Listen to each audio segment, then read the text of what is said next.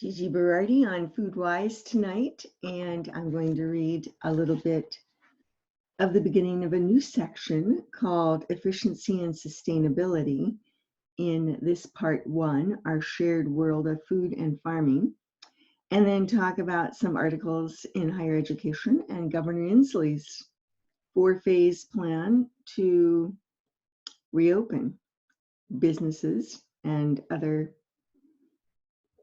economic aspects of our lives. Efficiency and sustainability. It makes sense that the whole food system will be more sustainable if we can produce more food while using less land and water and expending less money, labor, energy, or whatever input you care to measure. And in fact, some of the big efforts that have increased farming efficiency over past decades have made certain components of farming more sustainable. We need to recognize, however, that the primary impetus for many new developments has been less virtuous. A search for increased profits, even at the expense of toxic chemicals and dismantled farm communities, has often been behind new efficiencies. Efficiency, the Green Revolution.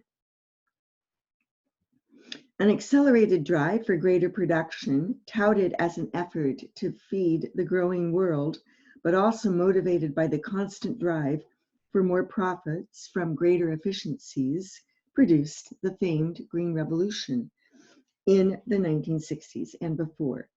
New chemical pesticides and seeds developed by researchers and disseminated by the agribusiness industry led to a boom in productivity, increasing yields, especially of rice and wheat.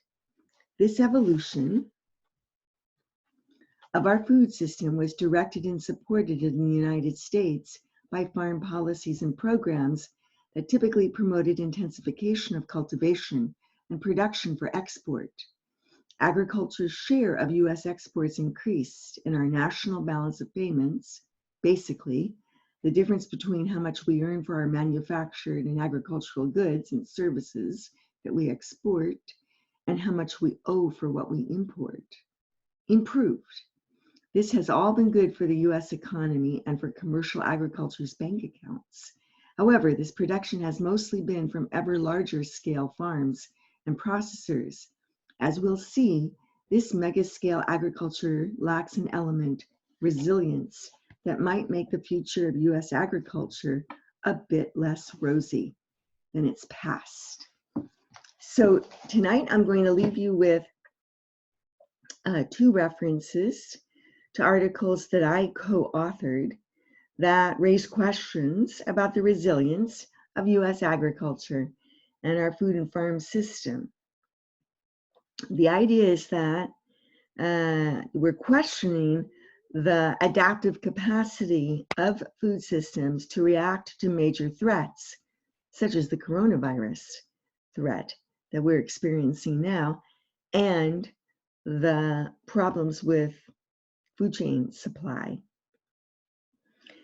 Governor Inslee is lifting a number of restrictions by opening up closed businesses and other operations in phases. Nevertheless, universities are still worried and wondering about what's going to happen in the fall. These institutions, the ones that I've worked for all my life, are not very resilient to threats, as it turns out. And so the question I ask is what we have to do to become more resilient. What percentage decrease in admits in the fall can we lose and still maintain operations and function? And isn't it something that we should be talking about all right now?